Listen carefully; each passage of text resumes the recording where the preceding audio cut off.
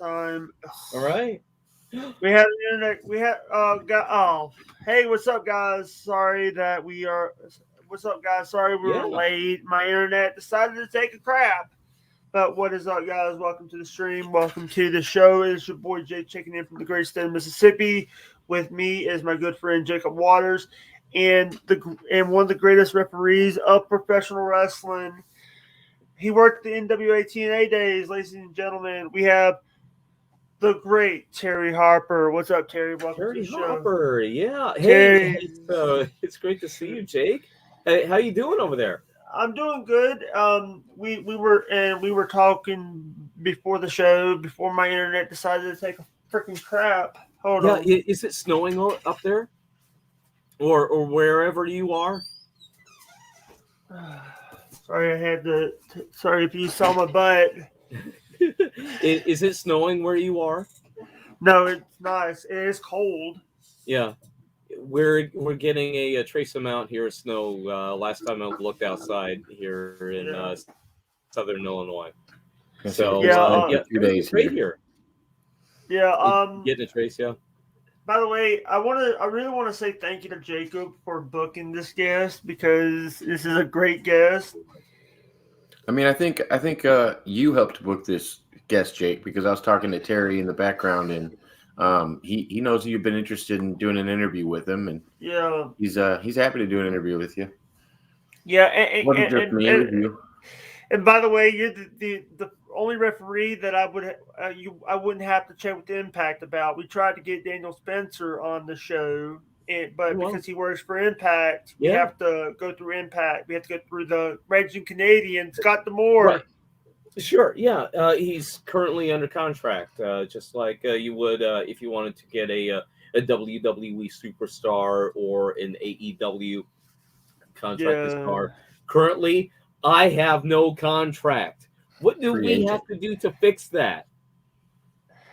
yeah, I mean, I think referees should be able to operate as free agents. They're starting to do that more with in mixed martial arts.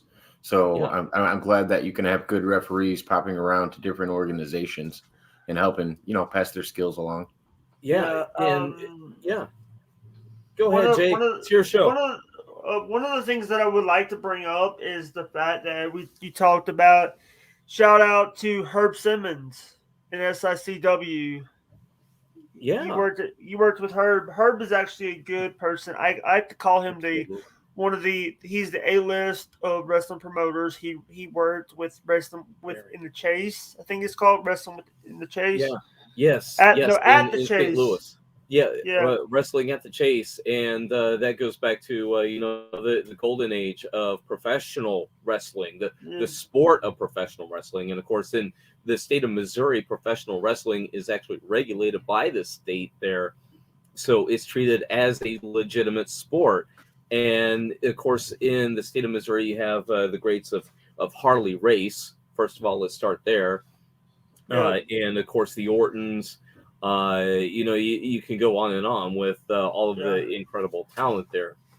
And yeah. Wrestling at the Chase also featured Ric Flair, many other greats there. Yeah, Bruiser Brody. yeah, Um, um, I was on a show. I was on Wrestling with the Future show. I was part of that show when we had Herb on, and he talked about a thing, him getting clobbered by Bruiser Brody. yeah. I can imagine that. It, I haven't seen that, but I can yeah. definitely imagine it. One of you know, what one question I always wanted to ask, and I know that you might not want to talk about Yeah, it. Do you have no. any? Was you around when the Sinister Minister was around? Sinister Minister. James Mitchell, Father James Mitchell. Yeah. I don't recall having any encounters with him. I believe Sinister Minister, he came in after NWA TNA transitioned into being Impact down in Florida. Yeah, So after they moved he from was Nashville to just being a Florida promotion, that's he was that's on when he was we parted ways. sorry Yeah, he was let me tell you this. He was on a few of the Nashville shows. He was him Yeah. and what's Slash? Is the guy's name? Sorry if I'm bringing this stuff up. Abyss? I I know he worked with Abyss quite a lot. Abyss, but he also worked with the church, the new church. Yeah. You Yeah, know, that and faction. yeah. Also, by the way, shout out to Raven being inducted into the TNA Hall of Fame. I'm How a awesome Raven. is that? Yeah, you know. Also, we got a little bit of NWA news. Nick Aldis decided to leave NWA. I saw that. With the Raven thing, with him being inducted, did anybody hear him talk about it at all? I haven't. Because I'm curious to hear his take on it. Because I was telling a few people that I was able to actually talk to a person that's in regular contact with the artist formerly known as Raven. I don't know that he likes talking about his wrestling stuff anymore. Yeah. And that's why I was wondering if he had said anything about the induction or the Hall of Fame or anything like that, because I was curious to his take on it, because I know he's not trying to really do interviews about it, and I was just seeing where it went from there. But I did know he recently got, and he deserves it. He was a great wrestler. Like I don't by any means don't think he deserves it, because he was amazing. I just I wonder what his take is, and if he thinks he's getting his his dues. Honestly, I mean he put in a lot of time for the sport. Yeah. You know, and the thing is, it's like Raven has been in several companies, WCW, WWE, all of them, ECW, all of them. Yeah, and you know what? If you Mickey James is part of his faction. Mickey James is a great wrestler. The reason why I brought up Nick Aldis is because that's Mickey's husband. Yeah, Nick Aldis is Mickey's husband. One of the things. Did you? I have one question. Yeah. Did you get to meet Mickey, or was that before? It was after you left. I never got to work with Mickey James. She would have been just in the Florida after they moved down to Florida. But I will say this on Raven, I only worked with Raven one time, and it was very early on in my career up in the Chicago area, and I was a ring announcer, and all of my interactions on just based on that one show, all professional, great gentleman, really enjoyed being the ring announcer on that show too. So Raven going into the Hall of Fame, well deserved. What was I going to add? What do you think about David Young? David Young, there's a blast from the past. I worked with him on several times. You mentioned the promoter out of Nashville, Burt Prentice. Burt Prentice. Yeah, worked with David Young on Burt Prentice. I worked with David Young and Chase Stevens and several other guys there. You mentioned David Young, all positive, all good things to say about him. Worked with him, refereed countless matches with him on the independents. So, yeah. I am not gonna answer that. I'm not gonna. There's someone, mods. If you guys want to let that go, I'm not gonna. You're out of here. You're out. You're out of here. That's how you do it. Yeah. What about Sonny Siaki? Your audio Siaki? quote for the whole thing. You're out of here. What about you tell him, Jake? Say, how dare you disgrace Val Venus in that way? Yeah. What about Sonny Siaki? Have you ever worked with him in the past? Sonny Siaki. No. He was one of the Flying Elvises, and he was part of SEX in Nashville. Yeah. I have not. Yeah, and that's Sports Entertainment Extreme, not that other. Let's not talk about that. This is not a show for that. That's on Saturday. Yeah. Here's some names that I was in the TNA. The Alpha Male Monty Brown. Oof. That's he's also known in WWE. He was known as Marcus Cole Vaughn. Yeah. Known as for the pounds. Yeah. Also Sharp Boy. We got to talk about him. Yeah, I've refereed for him on several times as well, mainly out on the independents. That's where a lot of these talents make their money, and they, of course, go out there and hold some seminars for the talents that are out there and teach them a few things and sign some autographs, and it's all a great time. I got a question for you. What do you think about people these backyard promotions with no training, going out there and doing like pile drivers and power bombs? These guys, do you know that they can get hurt over that? Yeah, it's very real, and you can and will get it. The question always comes down to is it's not a question of if, but when you will get hurt and how bad. That's why you have to go through proper training through trained professionals that know what they're doing and have years of experience and show you proper thing. Just footing alone on knowing where to be in the ring is so vital. It's so important to protect yourself and protect the person that you're working with and having a match with. Because the point is, you just want to bring them down and pin their shoulders for a count of 3 or make them submit.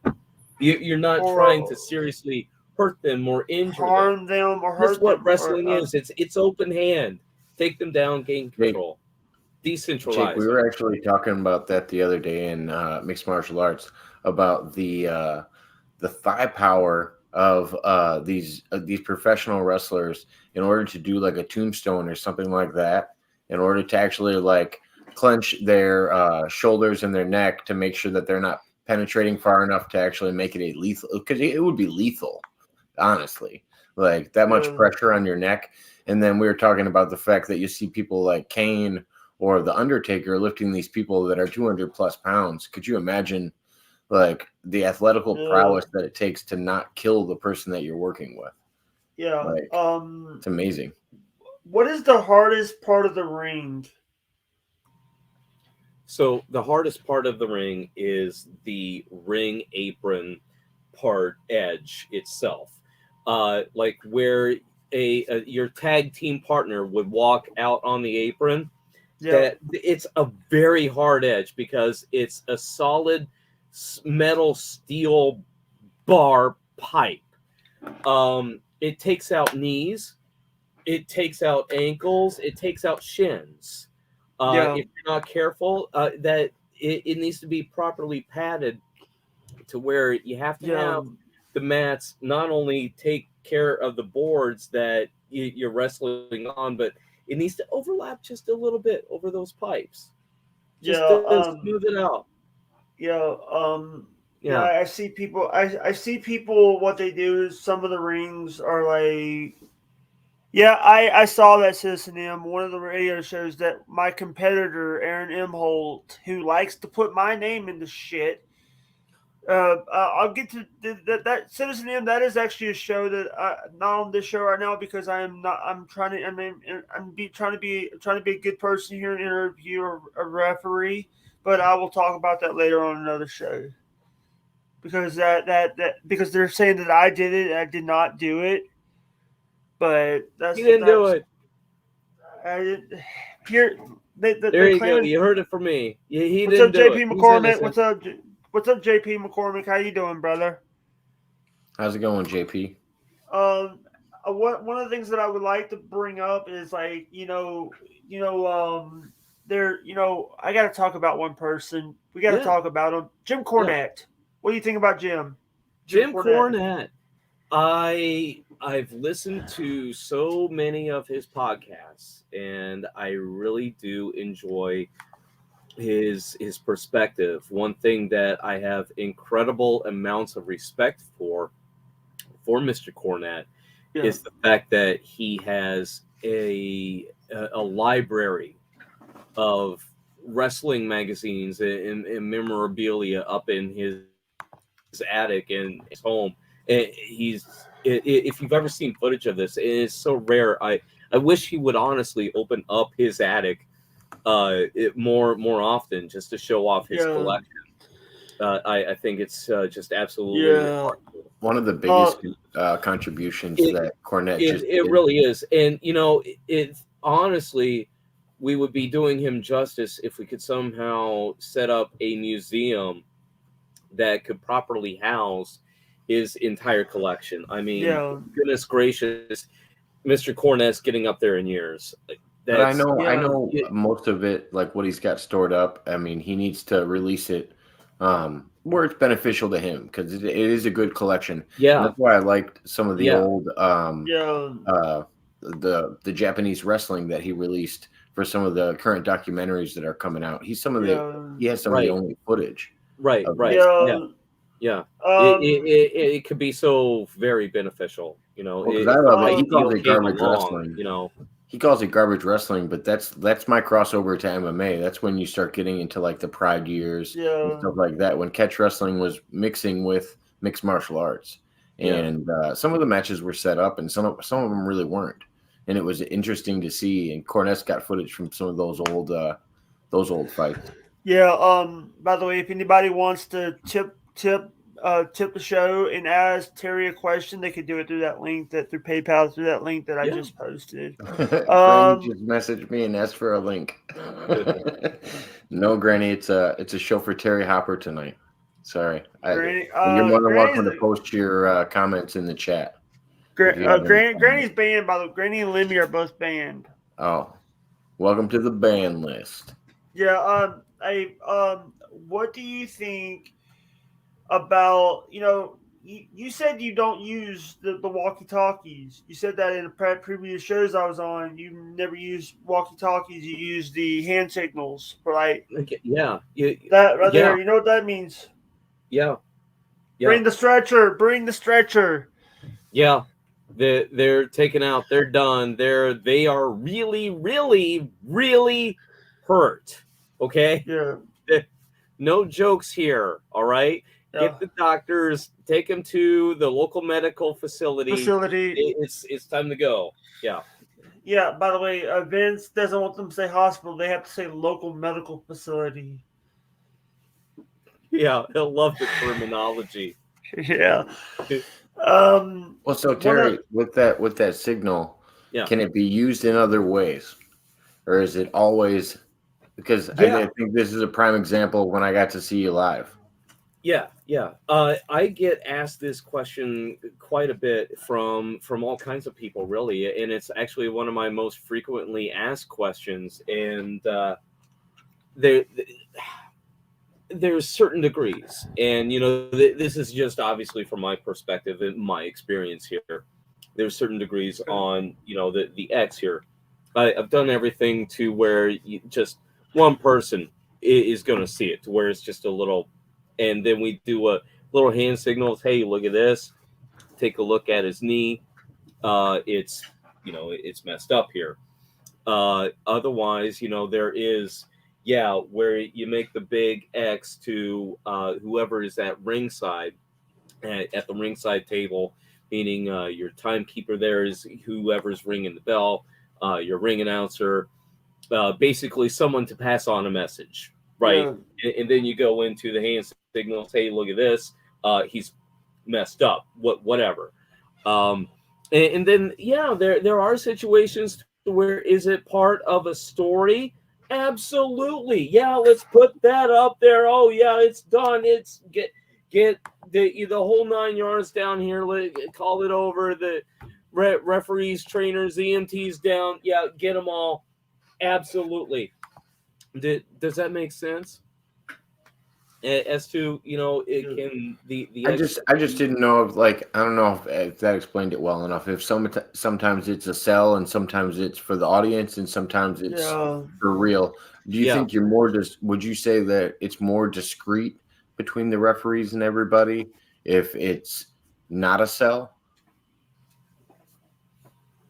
Yeah. I'm sorry that I think here and I Yeah. asked a question. Yeah, yeah, yeah, yeah. And it's also to draw in whoever needs to be drawn in, Yeah. if that's a fair answer. Yeah, because again, you're sending signals and messages to who needs to be receiving those messages and signals, whether it's just someone, whoever needs to know at ringside, or if it's again fans, or however whoever needs to know. Yeah. You know what I mean by that, right, Jake? Like if you were standing ringside and we were about to, and you saw Terry throw up the X, would you immediately assume that the fighter was injured, or would you think it was part of the show? The one thing is, sometimes, because I watch a lot of I think the referees are the unsung heroes of wrestling matches or events, because they're the ones that they're the ones that are having to jump there in that ring with the wrestlers. They're the ones that have to be in there, be close contact with these guys. And I've seen. And thing is, if it's sometimes if it's really hurt. Sometimes, but the thing is with WWE, they do it. They don't do it right. You have to watch what they're saying. I there's a guy in Florida, and there's a guy that is by the name of Jeremy DeWitt. If you heard of this guy basically he's faking a police officer, but they're saying, but he's actually a convicted sex offender. He basically was on. Remember when Johnny Gargano got hurt in NXT?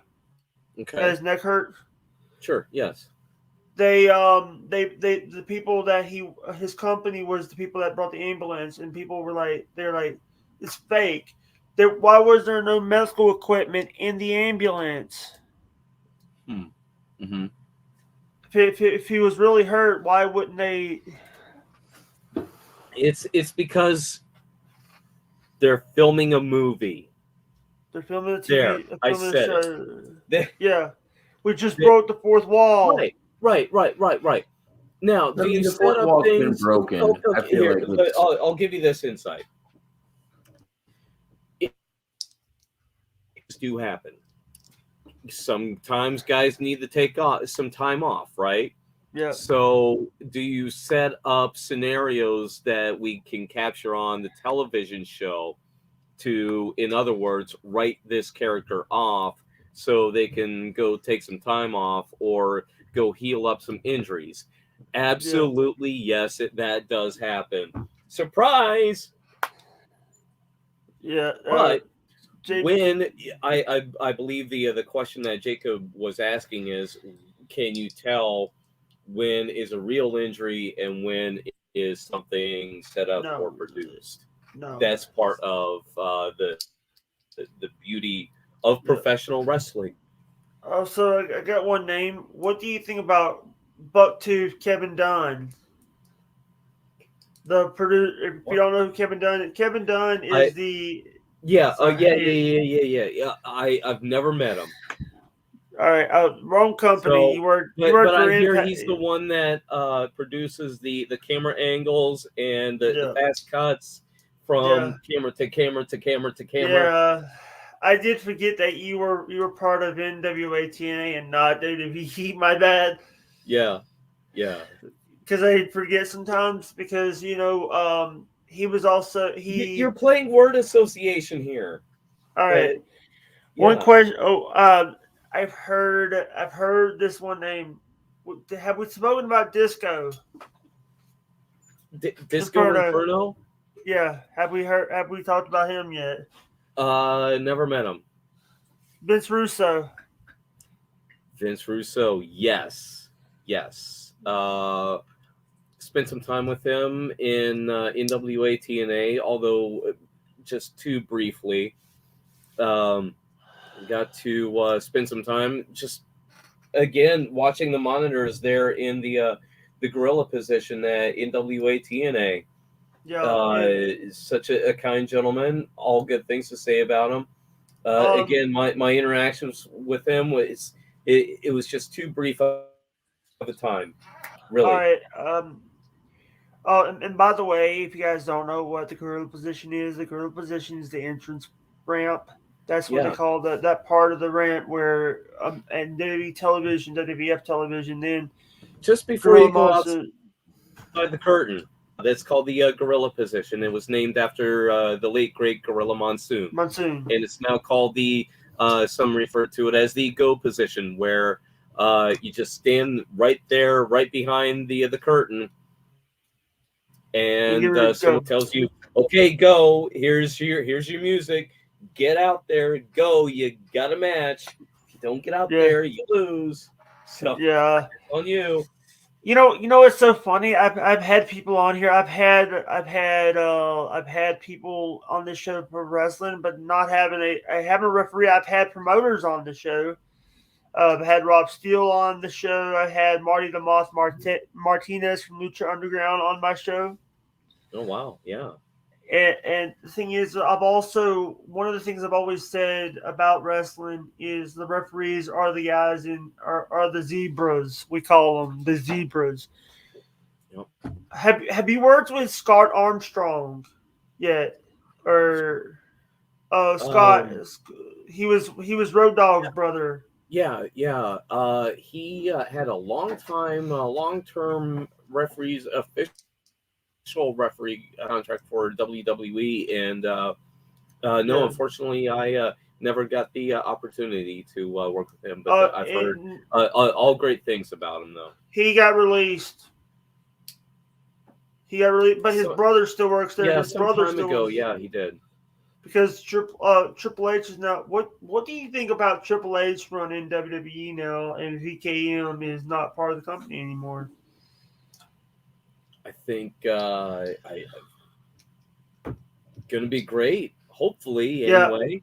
What I would like to see is opportunities for a lot of the real good talents that are out there on the independent level, yeah, and hopefully have those doors open for them to get into NXT yeah. and bring back tryout matches before Monday Night Raw and WWE SmackDown. You have local talents. You can have them work some dark matches, just Yeah. like AEW does. Bring that back. Do that. Or bring Terry Harper to WWE.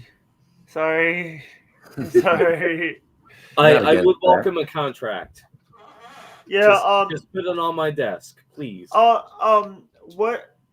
Oh, we got a wild slap nuts appear. Jeff Jarrett. We got to talk about him. Jeff Jarrett. Have you ever had any talking? You ever met him? From afar, yeah, Yeah. yeah, Jeff Jarrett's a good person. I love what Jeff yeah, Jarrett's yeah. doing. Well, I love what. he produced, in between him and his dad, Mr. Jarrett, they produced and provided a great amount of opportunity for a lot of really great people there at Yeah. NWA TNA. I've heard such crazy stories about Jeff Jarrett's dad recently that Yeah, I never knew. I mean, they happened a long time ago, sure. but like to Yeah, the extremes of him almost taking out somebody's eye in the middle of the ring, like to some yeah, wild pro Oh, wrestling stories. I yeah, heard the story. Uh, the Sinister Minister was on Kenny Boland's podcast one time. This was before he went live on his own channel. He went on like someone else's channel, yeah, Harry Barnett's channel, and talked about the sheep shearer match where they took a pair of sheep shears to Raven and they nearly bled him. yeah. They nearly, yeah. What do you think about? That's another thing. What do you think about blading in wrestling, where they're getting some color? Yeah, I much prefer family oriented shows. All I right, mean, I'm sorry for asking that. Sorry for asking that question. yeah, I no, I no, don't I it, no, we can talk about this. I much prefer family oriented shows, and yeah the reason being is, at the point of my career, I really do have that connection with what got me here to begin with, and that was when I was a kid, I was a What's up, fan. GP? I love professional wrestling, and every time that I go out there now, I just try to remember that. Yeah. And remember that it is about them. It is about the kids here, and to them, it's the world to them. We need a Terry Harper action figure. And also, it goes back to my answer from earlier onto what professional wrestling is and what a professional wrestling match is. It's open hand without weapons, just to decentralize your opponent, bring him down for a count of three, or make him submit. Yeah. What are you doing bringing all of these weapons in here? I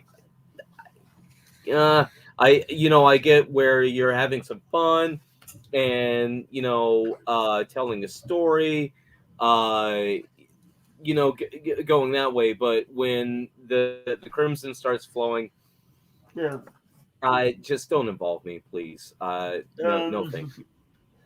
Well, let me interject on that a little bit, and it might explain it a little more to Jake and to anybody watching. So I got to see Terry live one time, and it did seem to me like there was an accidental crimson moment, and Terry didn't act as severe. He acted a lot more natural to it than some of the other referees. I saw some referees put on white gloves immediately. I mean, this is during pandemic times. And so it was, I can understand why people would act the way they did with blood exposure. But I think Terry was more professional and looked more professional than any of the other referees around the ring because he didn't immediately freak out. And me knowing Terry's background and how he's not really into the hardcore style and he's not really into that. He'd rather see a competition. Right. And not just, Yeah. That being said, do real injuries happen? Yes. Do I see a real blood? Yes.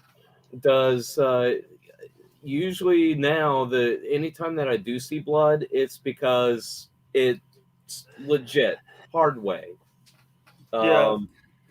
Yeah. So I don't involve myself with the blood. Nigel McGuinness was in TNA back. Nigel McGuinness. What's his name? Desmond Wolf contracted hepatitis C, I think. I forget. I'm not sure on that, but yeah. He because of all the blading, because of all the blood. In that company. And one of the things I've always, I like what WWE is doing with the management and all that. I love what a lot of these companies that they're trying to keep it family friendly. WWE keeps it family friendly, but they had a brand called ECW, but it's WWE ECW. I like to call it the PG ECW. Yeah, the PG. Right. They use weapons, but they do it in the safe style.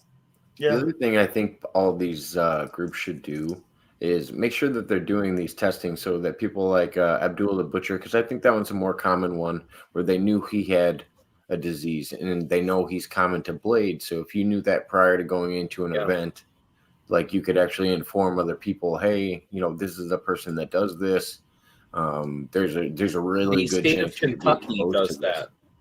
Yeah, state of Kentucky. The state of Kentucky does that. You have to get a license. They will blood test.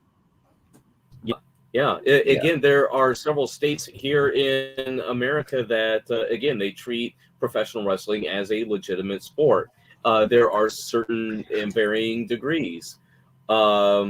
Is where you just need a license, and in Kentucky they have the blood tests and make sure you're all good and clean, and women can't be carrying, and you have all kinds of regulations.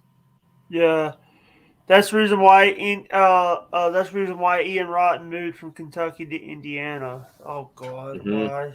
Mm-hmm. Do you have any Ian Rotten stories? No. Thank goodness. Yeah. Never worked for him. Thank you. Terry, I got an interesting question for you. I don't think I've ever asked you. What if you had to pick, when we think like world famous wrestlers, who do you think are your top 5 that your Mount Rushmore that you got to work with? Oh golly, okay. That you got to work with, not that you haven't got to work with that you'd love to, of course. Okay, yeah. No particular order, fair. Yeah. Okay.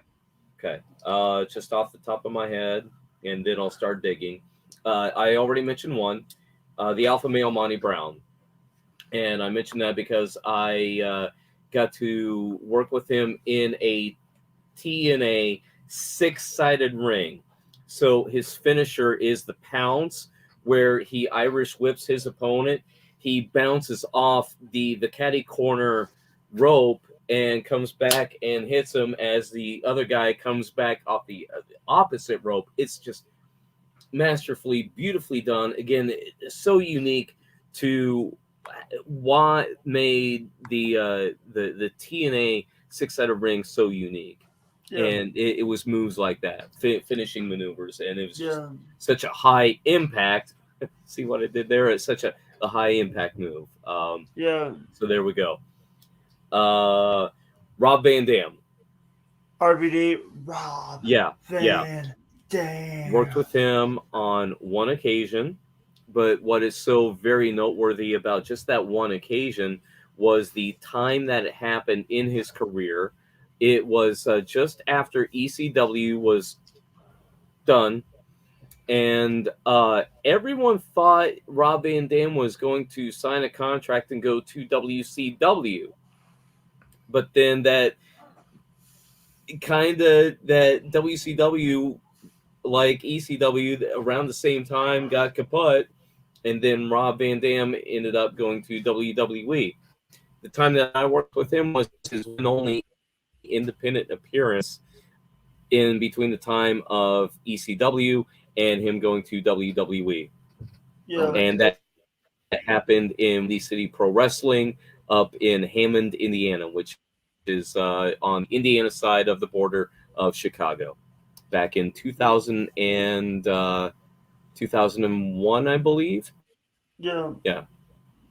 Um. Yeah. I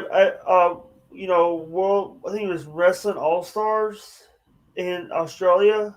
You ever heard of that? Yeah. They wanted he Vince. went down They there wanted. a few times. Yeah. They wanted Vince Russo there, but he couldn't go. But he had Jeremy Borash go as instead. Yep. Yeah. And Jeremy Borash now works is for a producer here in professional wrestling. Yeah. Oh, and by the way, he's now working in WWE now as a producer. Yeah. Yeah. Number 3. All right.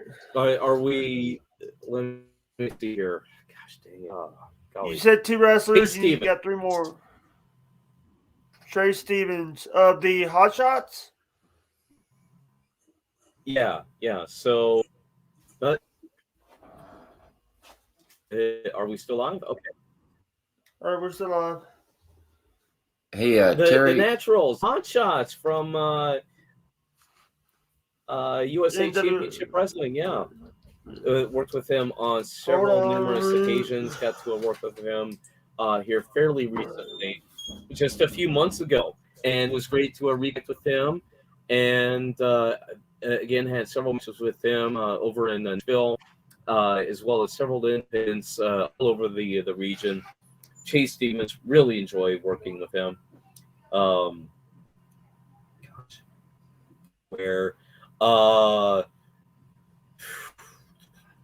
I should have muted my mic I'm just about saying. that.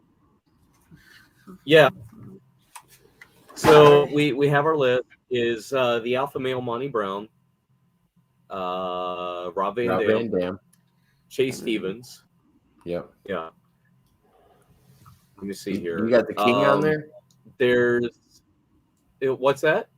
I said, do you got the King in there? You told me about your encounter with the King. Jerry the King Lawler. Yeah, he's on there. That was one time down in Southern Illinois, and it was at a ballpark where they had wrestling and baseball, to where they have professional wrestling as the entertainment just before the baseball game, and just absolutely a fantastic night. Looks like Indiana Jake was asking if you ever worked with Jeff Jarrett. Jeff Jarrett, yeah, in NWA TNA, he's the whole owner of the company. So yeah. Did you? What was your experience like with him? Would he be in your Rushmore or no? I never got to referee any of his matches though. Okay. For Jeff Jarrett in TNA, referee Rudy Charles always got the call for that. Gotcha. So yeah. Let me see. Sorry about that. It's all right. You missed the last one. It was Jerry the King Lawler. Jerry's number 2. Jerry's number. He's up there. There was no order. He was the fourth one listed. Yeah. We got one more. Marvin. Okay. Marvin. Yeah. Got to go with Marvin. Wildcat Chris Harris. A&W. Yeah, and wasn't he? Was he the one that had that one appearance? In ECW.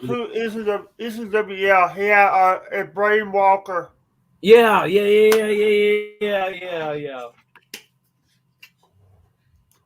Fun times. Hey Jake, do you got? You don't have that clip ready by any chance, do you? We got to show everybody who Marvin is. I'll get it. I was gonna say nobody's gonna understand the Rushmore if they don't know who Marvin is. Hold on.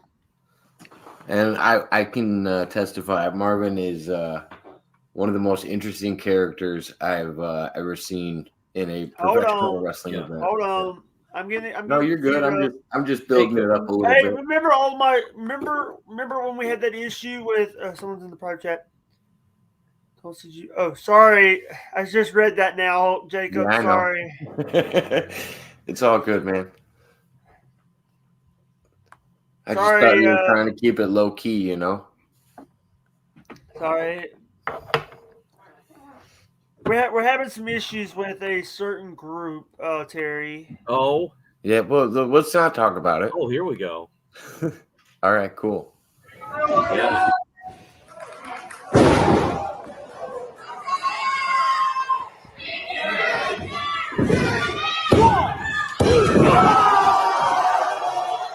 Whoa, a flip? Yeah. Yeah.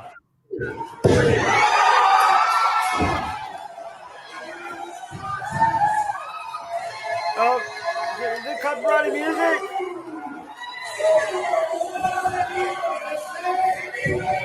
It wasn't copyrighted music, Terry? No, you're good.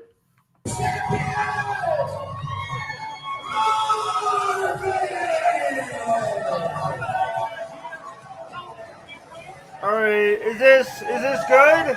Or Keep going. Yeah.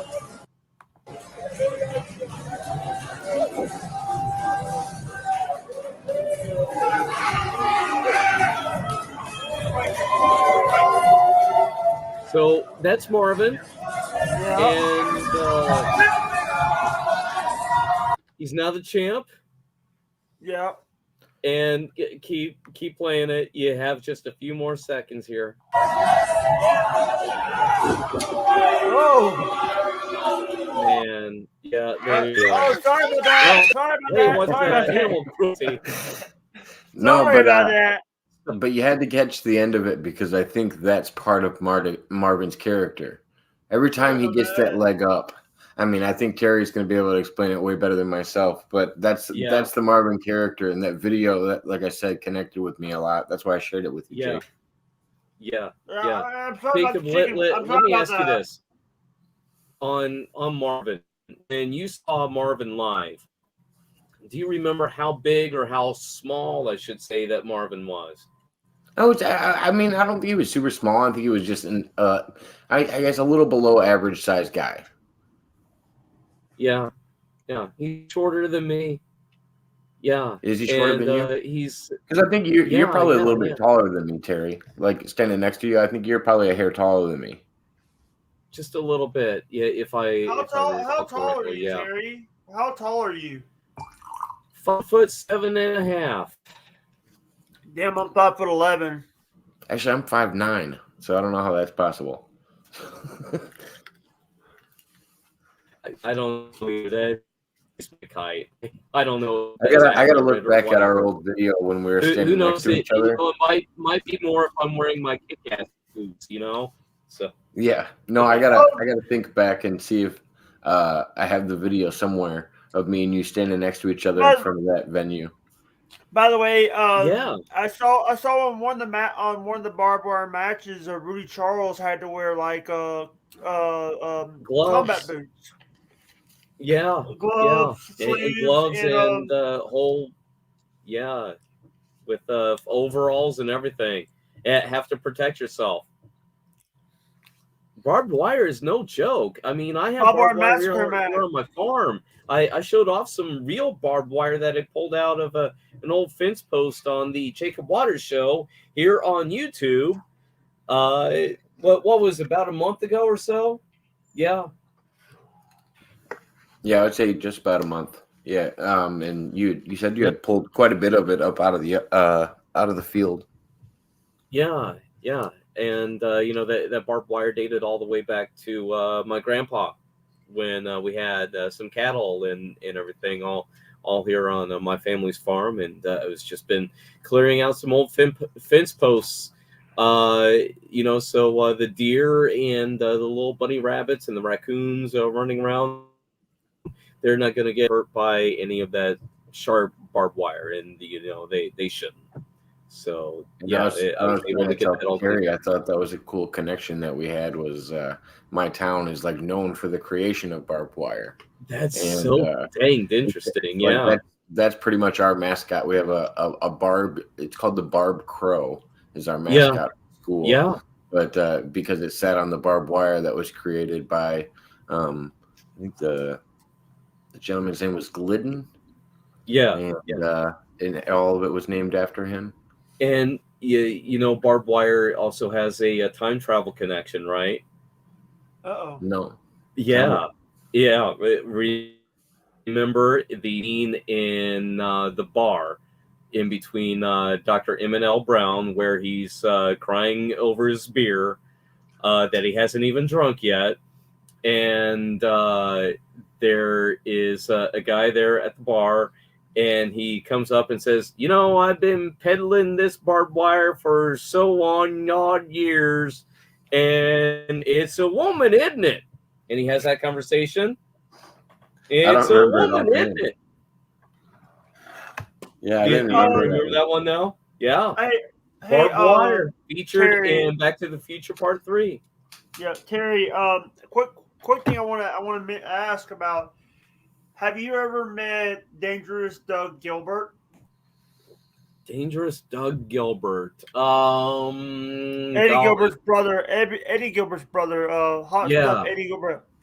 Yeah.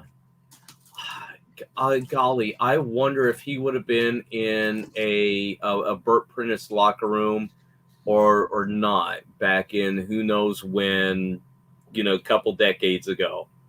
So possibly.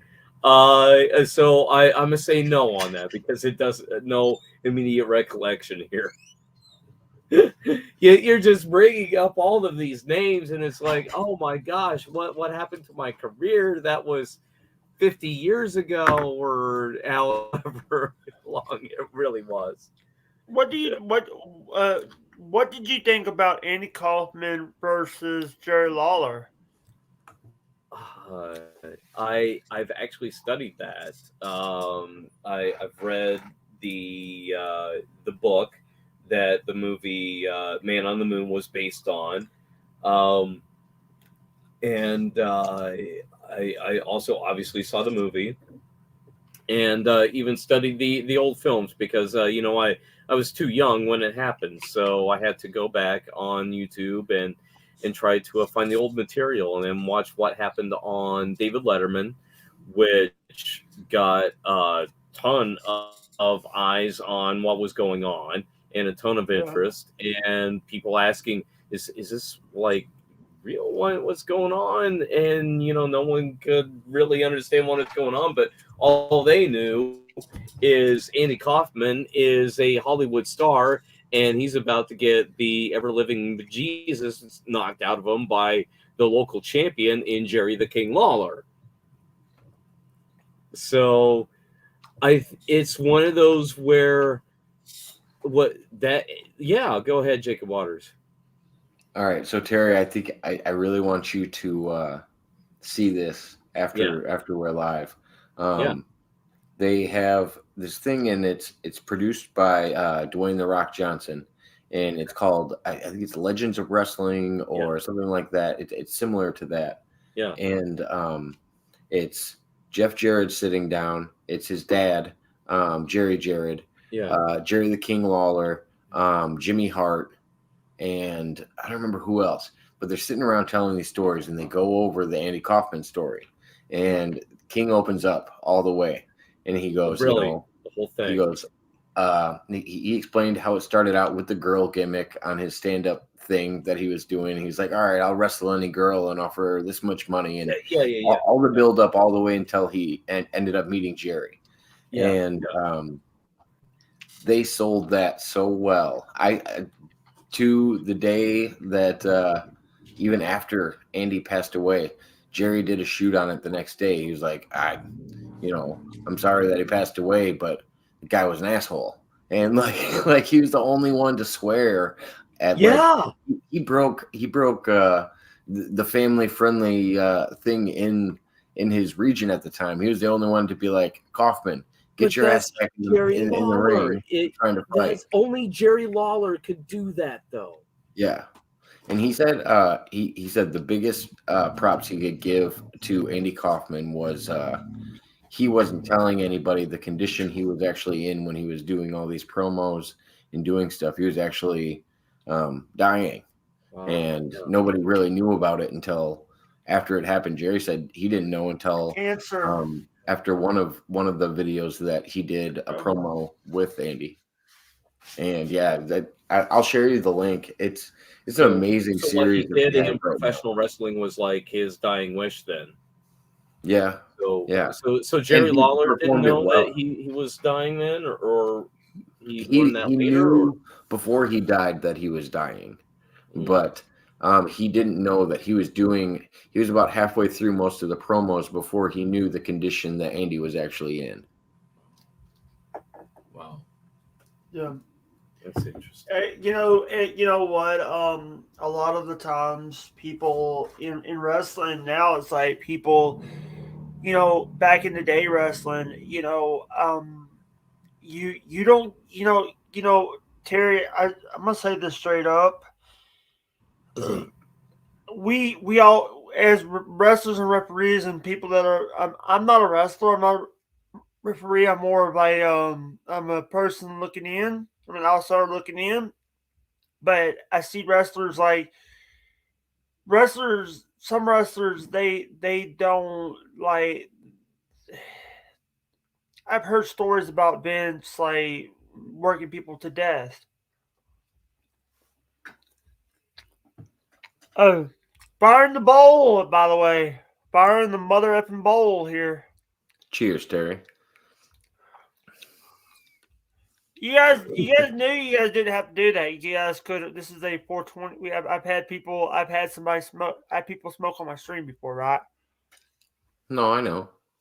But what's the point of having all that coughing and everything else in between? If we can control it and keep it at a normal volume and not bleed anybody's ears, that's always nice too.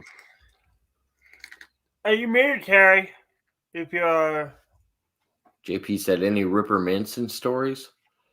Ripper Manson. I don't know Ripper Manson. Do you? I know Jake does. Charles Manson? No, Ripper Manson. Terry looks like he knows now. Give him a second.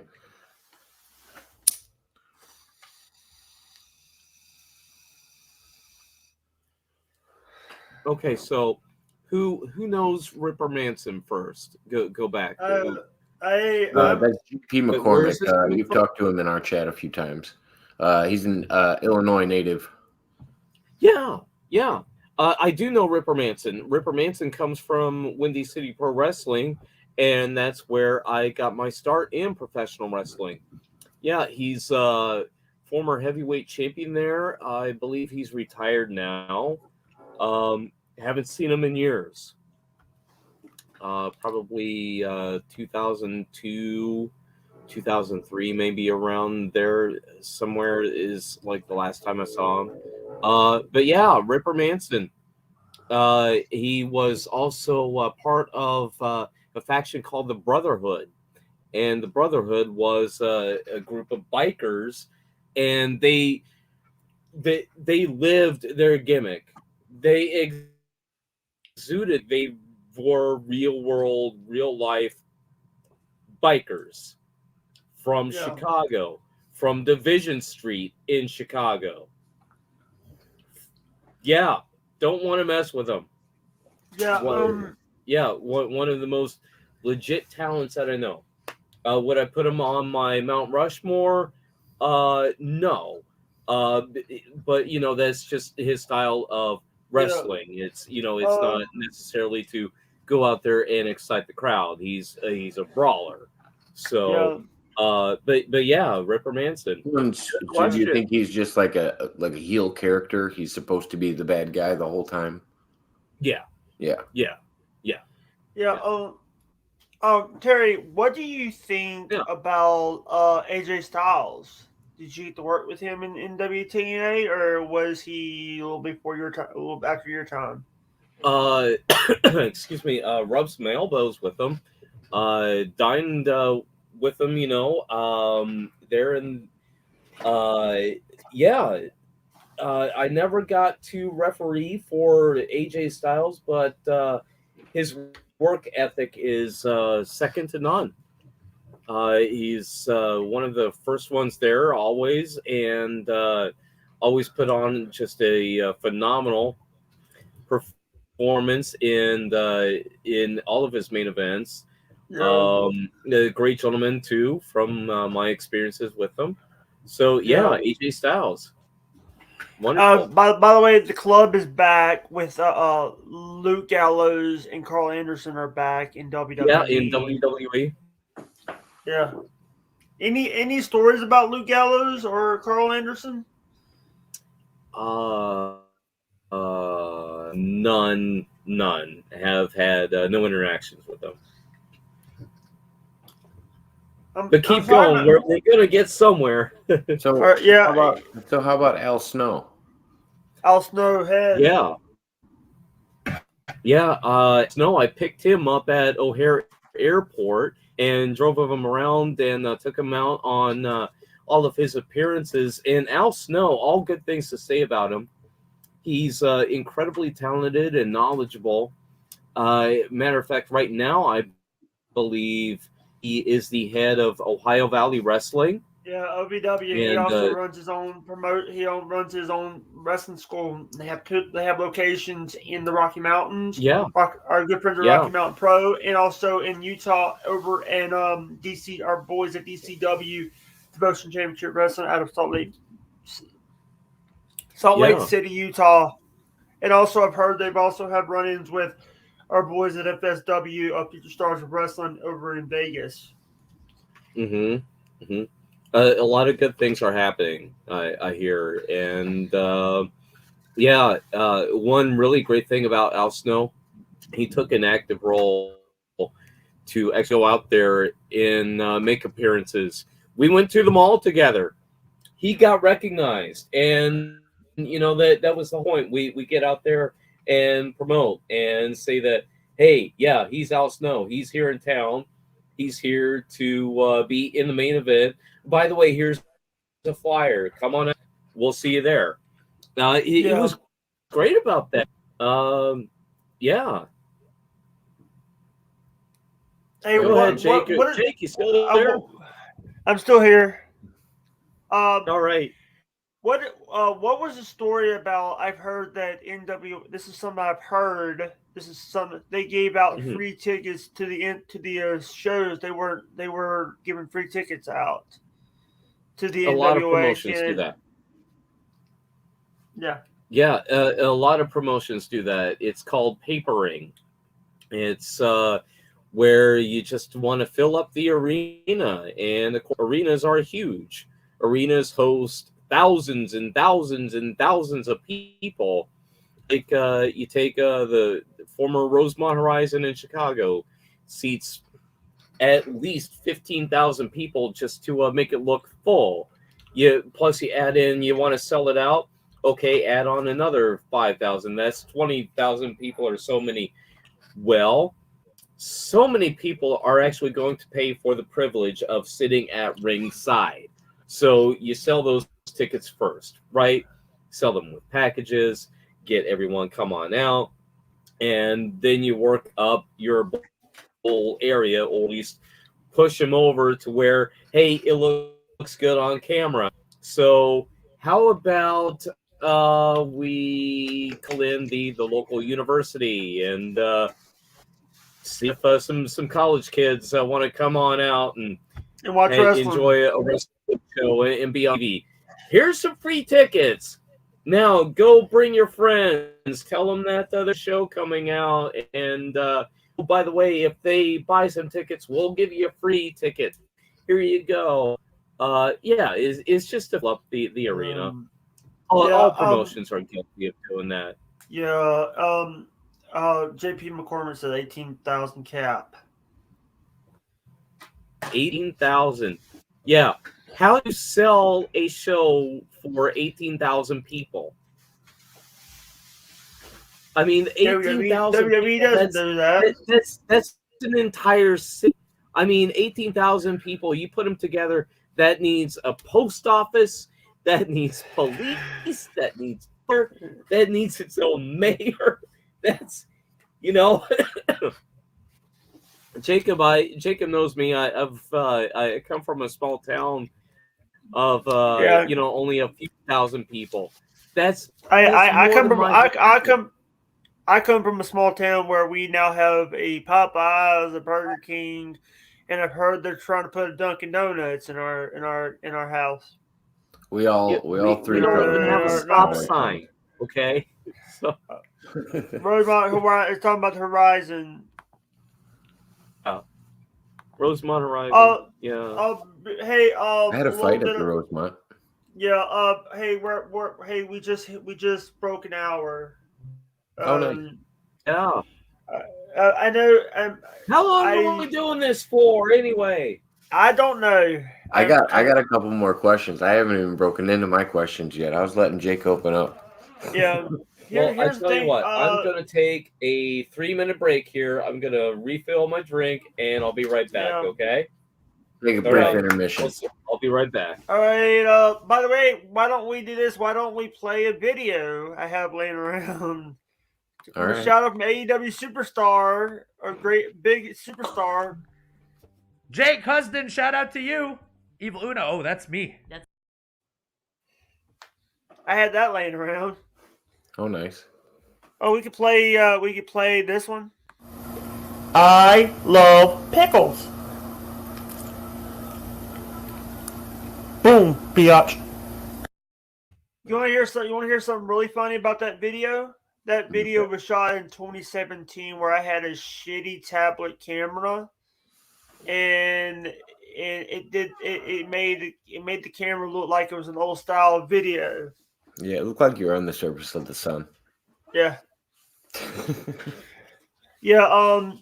Jacob, what do you think? By the way, we got to give our friends at StreamYard a StreamYard plug. StreamYard is the place we're using to do this. We want to say a big thank you to StreamYard for letting us. We're powered by StreamYard.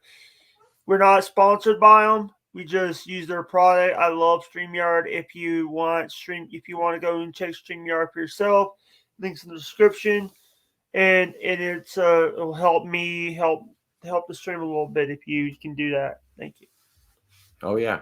So let me give my little promo. I don't know if I'm sponsored by StreamYard or not, but they've been giving me the paid version for free, and I'm super thankful for StreamYard. I won't use any other service, and the quality that they have, like you can get up to, I mean, trust me once I say you'll never need it, but you can have more than 10 people on a live, and you definitely don't need it because everybody's just talking over each other. But Yeah. at the same time, I've had that before. I've had like 7 to 8 people on my shows before. oh, I had it one time. It was Pesci, Schmidt. I had Universe Galaxy, who his whole gimmick is to tell all the Michael Jordan fans that they're the worst NBA fans and that Michael Jordan isn't the #1 NBA player of all time. Oh. That's his whole thing. And Pesci was on there. He's a diehard Chicago fan and was representing Chicago. And I mean, I've talked to Universe Galaxy before, but all these people were basically on there arguing with him about basketball. You couldn't get a word in edgewise. Yeah. One of the things that I've always tell people is I don't support like basketball and stuff, but I do support football, and I don't watch it a lot. Oh yeah, no, it's okay, but you're probably happy that the sport's around, right? Yeah. Yeah, you support it. You're glad it's a sport. What do you think about Lamar Odom? I don't know anything about Lamar Odom. I've heard the name before. He was married to Khloe Kardashian. Oh, that makes me care a little less. Oh Lord. Yeah. I don't keep up with the media like that, knowing what's going on with the Kardashians or Kanye West. Oh, by the way, I did watch a new show called The Below Deck Adventure. They made a new Below Deck Adventure where they're in Norway now. What's Below Deck? Is it like a fishing show? No, it's basically it's a yachting show. They follow the yachties of these high paid yachts. They pay thousands. Okay. These are rich kids with a trust fund or with daddy's money. They go spend their daddy's money, or they go and spend their money, and they rent these yachts for the day or the week. There was a do you remember Super Sweet 16 that used to be on MTV? Yeah. Don't remind me about that. It's like Jersey Shore. I'll give you a little inside knowledge on it. So, a group of friends of mine used to go there. Well, actually, my ex-girlfriend was on one of the shows, and she did. They have a party from Illinois, and but yeah, she makes a brief appearance in the episode about licking an ice sculpture. And it's kind of funny, just like how wild the 16-year-olds parties get and how good they are. The reason I think the person from Illinois was interesting is because their family member wasn't really famous. So I'm pretty sure it might have been mob money, but maybe it's just me. Yeah, Terry, we were just talking about reality shows before you got back. Yeah. Hey, we could talk about reality shows, but I just want to get back to just one thing here. I just thought of something while I was out.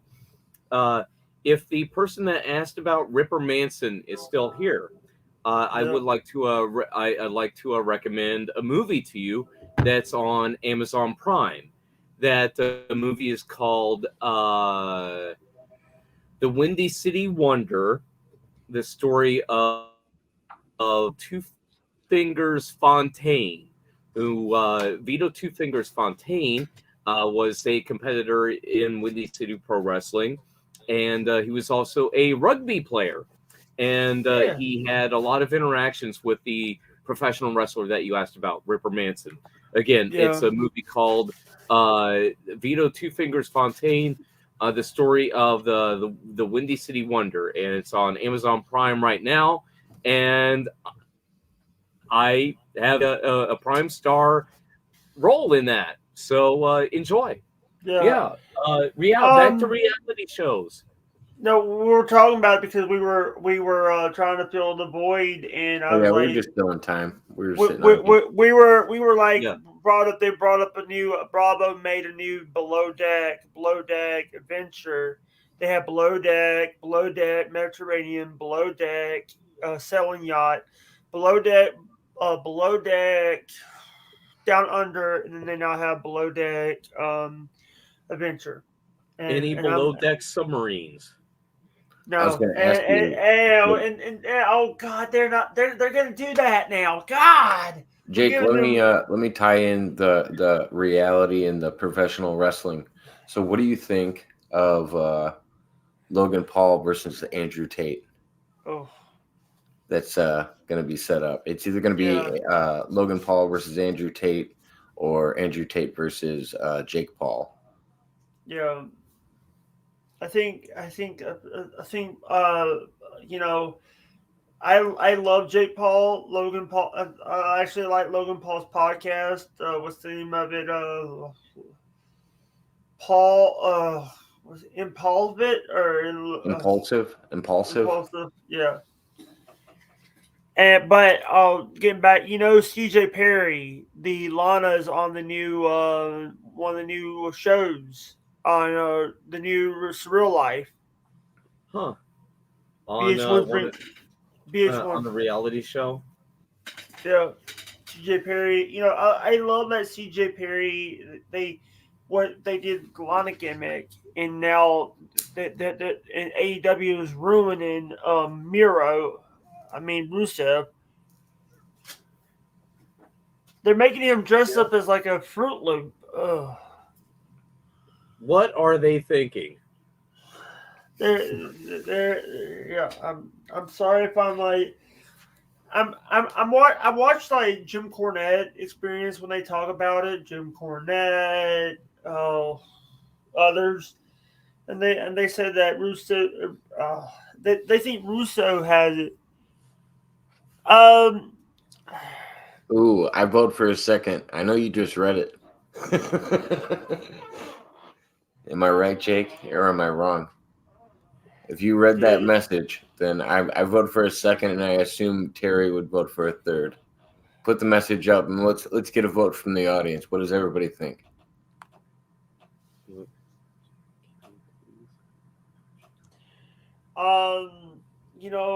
The 2044 thing really, he thinks he's going to be president. But we had worse presidents. So what I told you before, Jake, is what's the worst thing him as president? What's the worst thing that could happen? Wait, why does Jake Hudson not want Andre Little to be president? He's not blocked. Andre Little is not blocked, by the way. I cleared the block. I cleared the block list. By the way, I cleared the block list. Nice. Because I have to do that because people get blocked for no reason. True. Yeah, but hey, by the way, somebody's using my information to swat people or buy a pizza. Jake. Do a show after this one for that because I'm getting a bunch of questions for you in the background. If you want to actually put this on another show, I was just thinking this will pull you off of Terry, off of bringing it back to professional wrestling in any way. Yeah, go ahead. It doesn't even have to be Terry. Back to Terry. Can I ask a question? If you Sure. don't mind? Go for it. So anybody that doesn't watch my show, this is kind of for Jake's audience. You've also done some work with Billy Gunn, and it was I don't know if was it the beginning of his AEW career when he was working with you in that event. Yeah. That match in Decatur, Illinois for the 0-1 promotion, of which was the same promotion that you borrowed the footage of Marvin winning the championship in. It was just right when he was beginning his AEW career. Here he is, AEW signed star, and he had already made this obligation to appear for the 0-1 promotion. And sure enough, to his word, here's Billy Gunn showing up at an independent professional wrestling show. at the Decatur, Illinois Civic Center, and of course, Jacob Waters, you were in attendance for that. Yeah, no, it was amazing. I got Yeah. I got to shake his hand. Terry, Yeah. Ron, someone wants to know any Ron Lotzz stories. I don't know who that is. Ron Lotz. Ron, any? So there it is. Not to my knowledge. I don't immediately recognize that name. Oh no. I'll talk to Jay Walks real quick if he wants to. So, All right. I've come across some new news about Jaywalks. I'm no longer pursuing this battle. I feel like it's an unwinnable battle for Jaywalks. If Alright. if at any time that you would like to have a mixed martial arts competition of any way, shape, or form, I'd be happy to do it with you. Whether it was Yeah. boxing, wrestling, jiu-jitsu, whatever you're comfortable, whatever you think is your best field, I'd be happy to do it with you. Sam Gonzo. Related to my wife's good friend. Beautiful. Thank you. I'm sorry if I interrupted you, Jacob, about that. I know that you were trying to be serious, but I got to keep the show in. When you try to do a good show, I try to be professional because we Hey, have. let me teach you a new method. And this might be unheard of, but don't worry about putting the chat up as soon as it comes in. It's okay making them wait around for a second. You know what that also helps? It also helps your watch time because they're waiting for their question to be read. They're tuning in longer. They're waiting for you to do it. If you immediately do it and interrupt the answers or the questions that you just asked, then it's hard to get to the bottom of anything. Yeah. I don't say that to be rude. I just want to make sure you can balance that well. By the way, I heard that you're a DJ. Yes. Yes. I have a mobile DJ company and produce weddings and special events and corporate training programs, and work very closely with the convention centers to help produce very special events. If you're getting married and if you would like to have a great quality DJ at your wedding, please visit my website at perfectweddingpackages.com. All right. Why? Jacob, you want to read that?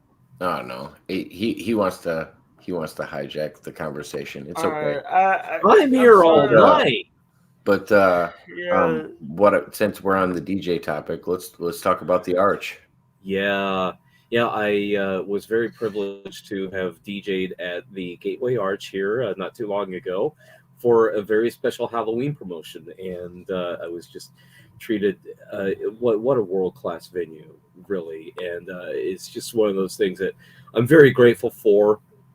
And now that everything is back open again, and had a wonderful experience to where we had a lot of families come out trick-or-treating, got to play some great music for everyone who was there, and I'm sure you can imagine the background checks I had to go through just in order to be able to be even considered to entertain there. And what a wonderful time. And how high up is that? How many stories up is that Arch? Do you know? It's taller than the Statue of Liberty base and the statue in all. So it's very high. It's the world's tallest monument. Yeah. And that's a fact. So you have a question here from Indiana Jake and the Lost Packages. Terry, have you made a burger on that wood stove this season yet? Yes, a few weeks ago, but right now there's a little bit of a hamburger shortage, so I'm cooking up some pork sausage. Did that here yesterday.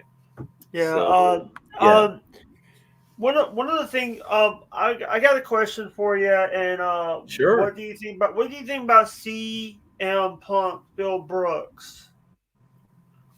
Yeah. I was a referee for a Super 8 independent tournament in Chicago many years ago, before he was even signed to Ohio Valley Wrestling, and he was the winner of this tournament.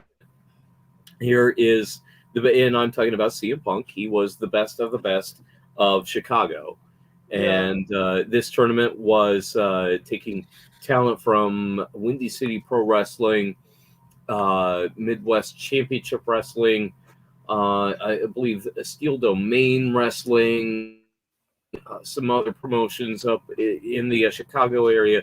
But yeah, the best of the Chicagoland region, and CM Punk was a winner of that, and I was a referee for that match. Rightfully so, he won. An incredible talent. He knows exactly who he is.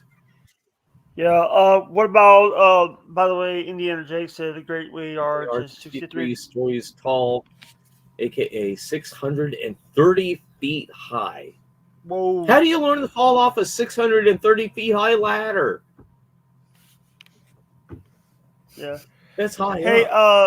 Quick thing. Do you have any Colt Cabana stories?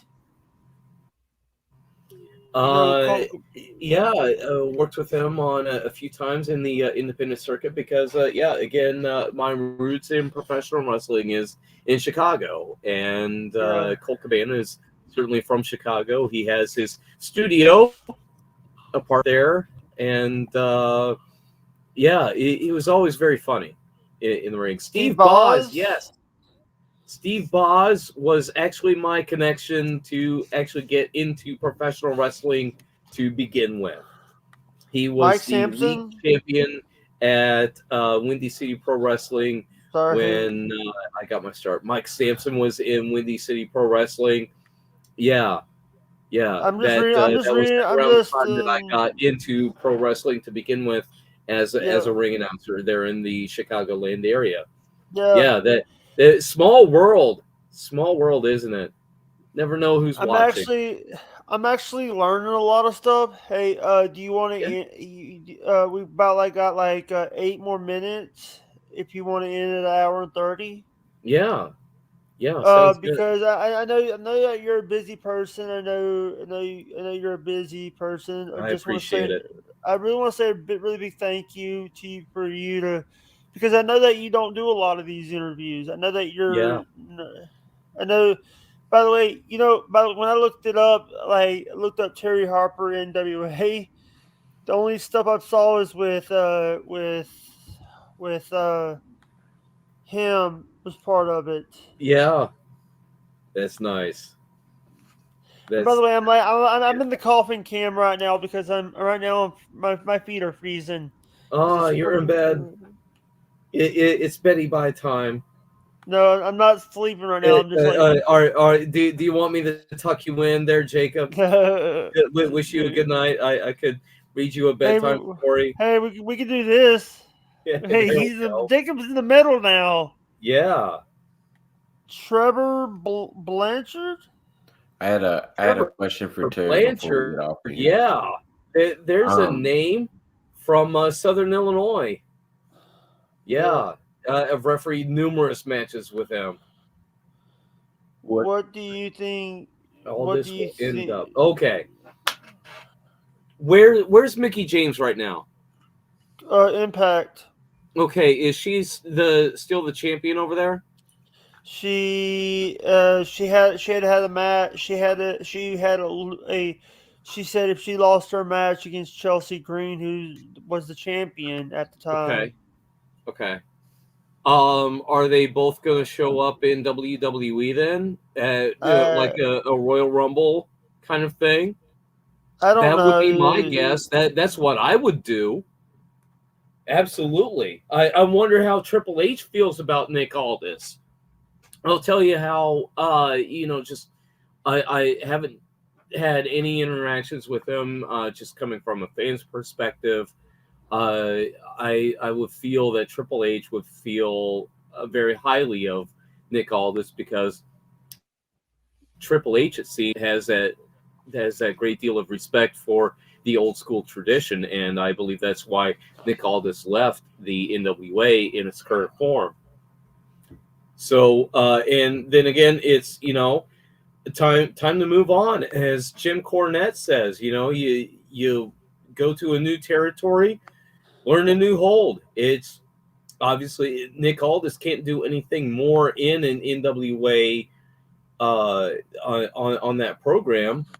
Might as well go to the biggest company in the world, WWE. Hey, what's up, Relentless? How you doing, sweetheart? Relentless is one of my friends. Relentless Hi, Relentless. She's a good person, and her ex is her. I really don't want to. Her ex worked for a band. Just gonna say the band. She worked. I'm not gonna say her ex's name or what band he's in. No need to involve them. Yeah. This is. I might do a show tomorrow. Indiana Jake, because right now I'm like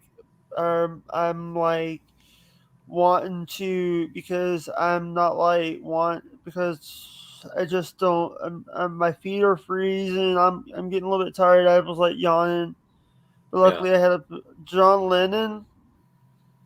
Imagine all the people. John Lennon. It's docking into the fire. The band the band is the band that she was talking about. Her ex worked. Oh, don't mention it, Jake. Move on. Let's just talk about pro wrestling. I'm sure. I'm the Walrus. Talk about pro wrestling. I am the Walrus. Let me get one more question in here before we go. Shoot. Here we go. So the wrestler that they were honoring at the event that I went to, he was a Chicago native, big gentleman. I can't remember his name. Was that Mississippi Madman? Was it Mississippi Mud Dog? Madman. Mississippi Madman. Yes. Tell me a little bit about him, and if you ever had any encounters or anybody with him. Oh, a ton. I've refereed many of his matches, and the Mississippi Madman is a professional wrestler that he was big and larger than life, and by big I mean physically big. He was a super heavyweight, and he was so well loved, and he had just a wonderful, warm personality. He was so well liked, especially and welcomed in every locker room. He was one of those talents that, as an independent professional wrestling referee who actually gets to travel on the independents and work for all of these different local promotions all across several different regions, I got to work with him in several different promotions.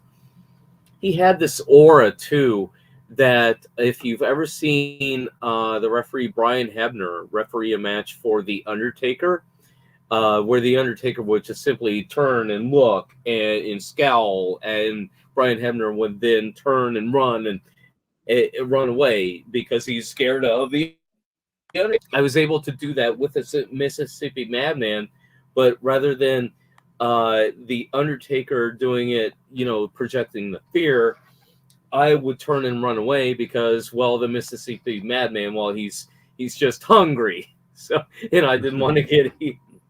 So, but that's the kind of guy that he was, and then he would just go into what's called the shine in a match, and that's where you just have the one star by himself standing in the ring, just shining there, all spotlights, all eyes on him. Whenever he would be in any arena, it was his house. And that was what he would say is, whose house? And the audience would react, your house. Whose house? Your house. Yeah, it was truly the Mississippi Madman's house. Yeah, great memories there. And that show that you were at, Jacob Waters, that was a show in tribute to him. Yeah. No, it was amazing getting to see his family accept an award for him, and like it was actually, and I didn't know enough about that wrestler, and that's why I actually asked you that to see if you knew more about him, because I Yeah. That filled me in quite a bit. Like Yeah. just the little clip that they showed was amazing. Yeah. Absolutely. I one of the things that I would like to. By the way, I want to get to this comment. Jay Walks' comment. Aldis had heat with WWE a while ago. Maybe with Triple H, it may be different as long as he doesn't do the Magnus gimmick. Mhm. He got history with Cody Yeah. and Mickey appearing last year while under Impact. Yeah. Nick Yeah. Aldis and Cody. It writes itself. That's a given there. Andre says hi to Terry, and Jacob. Is Pesci Andre. live? Is Yeah. Pesci live? Is that stupid son of a Rich? Sorry. Why are you worried about? Don't worry about Pesci. What does that have to do with anything? Pesci? Yeah. Dude, Pesci here. You know how many people go live at the same time as me? I couldn't even count. Jacob, Right. I worked for this for 6 freaking years. How much money did you pay him in the 6 years you guys worked together? No. I was on for 6 years. He was here for a year, and he gets more viewers than I do. What's up, my attorney? Well, I'd say stay focused on the interviews you're doing and keep trying hard. And I think The you'll do referee, better. not tonight. No, I'm at home here, so I'm relaxing. I'm about to go to bed, so Don't worry about him, bud. He's not talking about you, kid. Trust me. Jay Walks, Jay Walks has said he has some information about another community that I was part of, but he was like waiting for me and Schmidt to be part of a stream. Ooh, that's another conversation I'd love to get into you. Get in with you, Jake. Yeah, the TOD definitely expressed how they feel about this. He reached out to TOD and they handed him quite a handful. And I'll talk about it with you sometime offline. It's nothing we need to go into today. All right. You want to end this? Oh, yeah. All right. We want to say a big thank you to Terry Harper for coming on. I know this is like one of Terry. This is I think it's Terry's first shoot interview you ever done. pretty much, yeah. All right. Definitely. This is very much behind the scenes and behind the curtain. Yeah. Yeah, and you know what? You know what? Beat that, Kenny Bolin. Beat that, Jim Cornette. We didn't even get to talk about Kenny Bolin. Terry's met Kenny Bolin before too. Yeah. But we'll save that story for another time. Jake Hudson, Jacob Waters, thank you both so much. Jacob Waters, I'll see you tomorrow night on your show. We got a show right here with on YouTube. Mud Rabbit tonight, or tomorrow night on the Jacob Waters show. Yeah, definitely. Maybe they want to check it out. Right around guys, the same time. Thank you guys for watching. Thank you to Terry and Jacob. I'm Jake, and I'll talk to you later. Bye. All right. Thank you.